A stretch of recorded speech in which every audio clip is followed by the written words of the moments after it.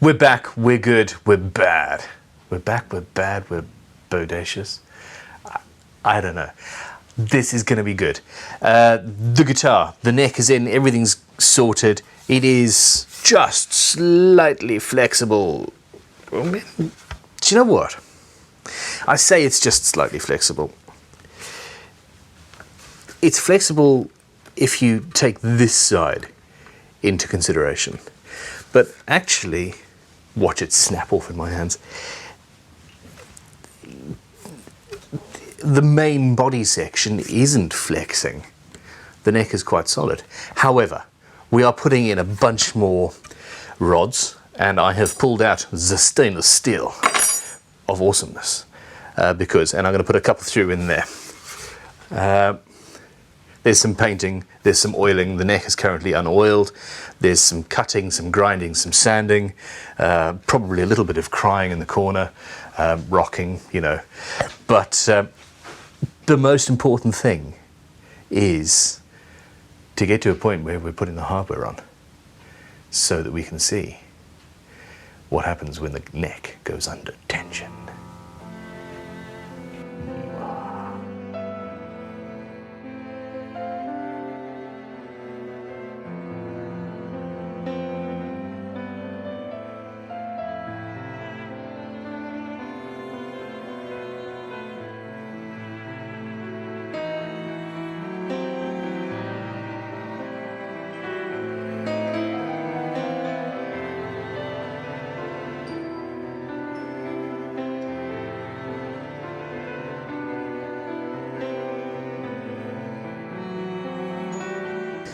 Turns out that what I thought was stainless steel rod is stainless steel hollow tube, which actually solves a problem. I saw the holes in the end and I thought somebody had been messing about with the lathe. This solves a slight problem. What I'm going to do now, I mentioned just a minute ago that that hole there was a little bit larger. And that was caused by basically wiggling around trying to find where we wanted to go to hit the neck. But what I can do now is get another piece of stainless steel, bang it into the middle, and that will expand it all out and make the whole thing even stronger. So, bonus.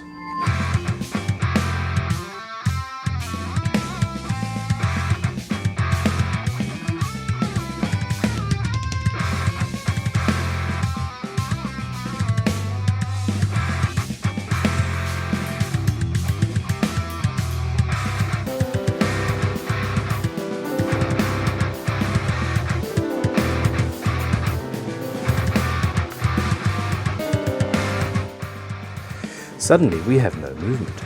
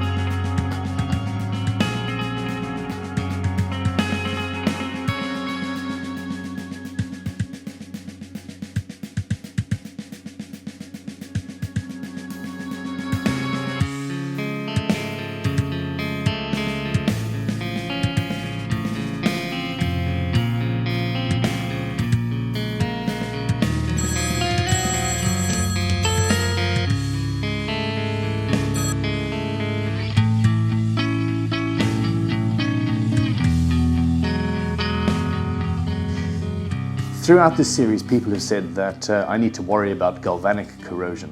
And in actual fact, unless galvanic corrosion is where two metals of disparate types are next to each other and they basically corrode. I think it might have been discovered while making early aeroplanes. And the one thing you don't want corroding is an aeroplane, especially while you're in it. But it is in a wet environment, and this guitar is never going to be in a wet environment. Might get a little bit sweated on. Anyway, I'm painting a 2K paint, so it's an activated paint. It's very hard wearing onto the aluminium and stainless steel that we've got in here now. It's not strictly necessary, however we're doing it anyway because it actually is going to look really good with the copper sort of eating into it.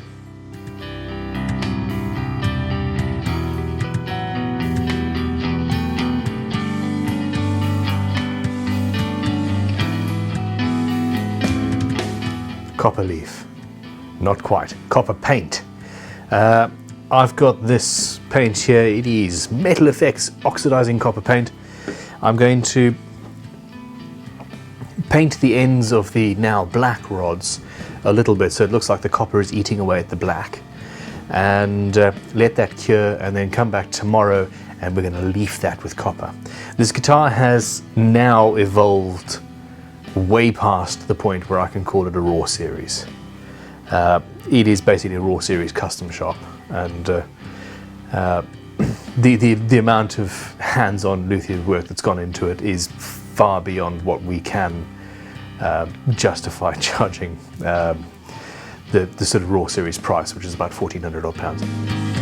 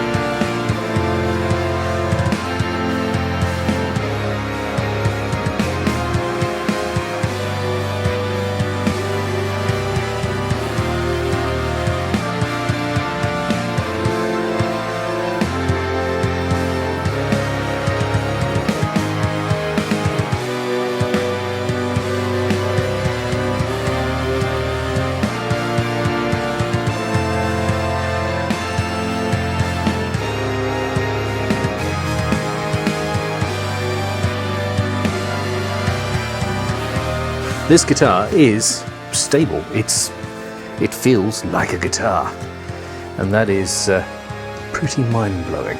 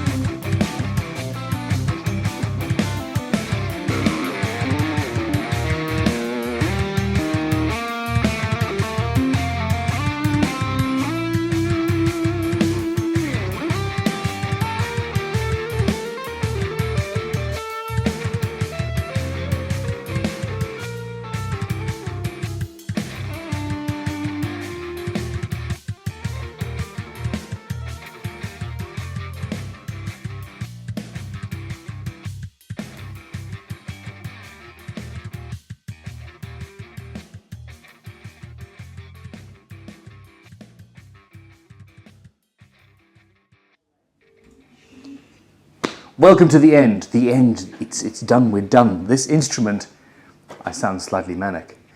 I have just got back from the Bournemouth, no, not even the Bournemouth Guitar Show, the Birmingham Guitar Show, which was the show at which this instrument was first seen complete by many of you.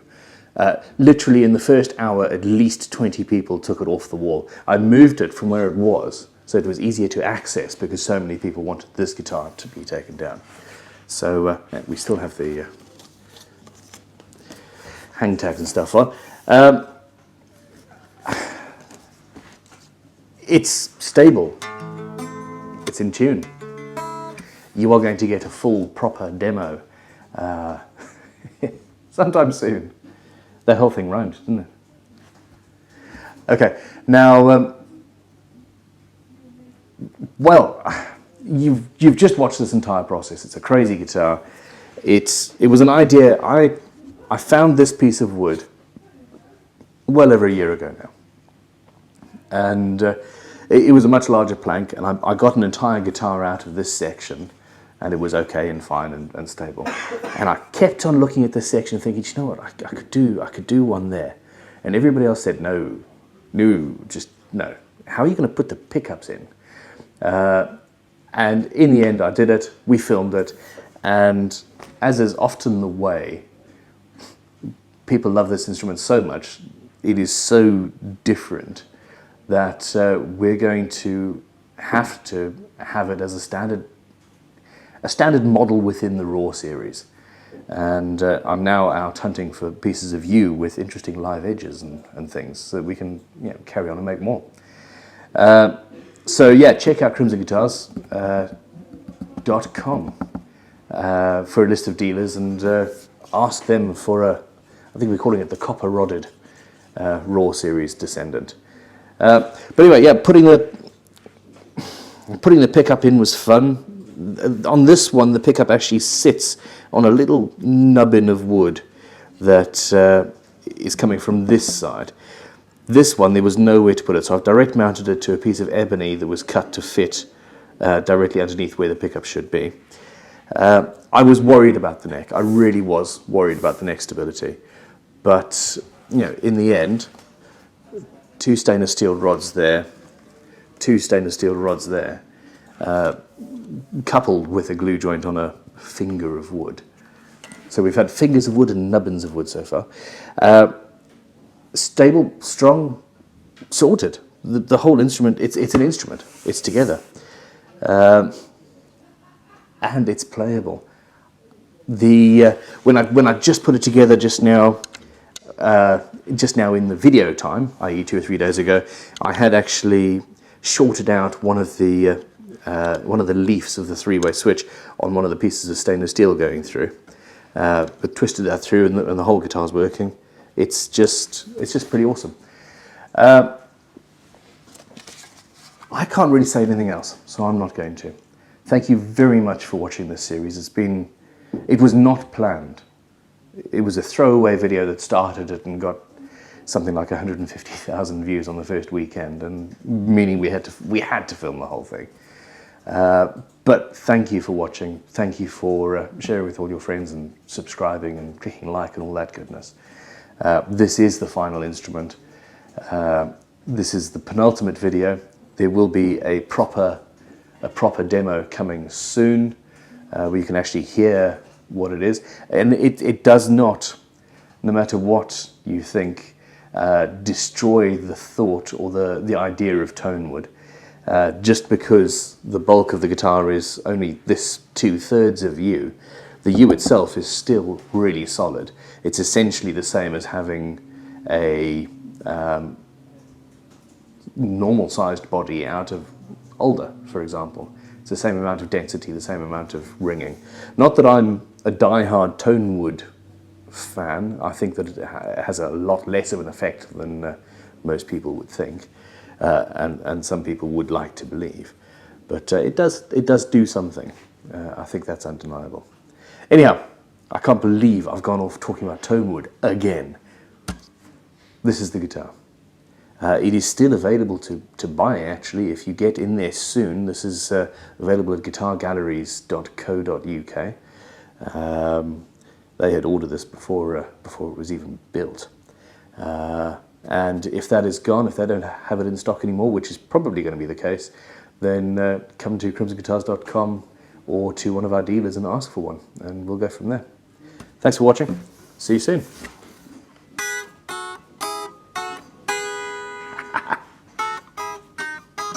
Anyway, goodbye. Copper leaf. My goodness.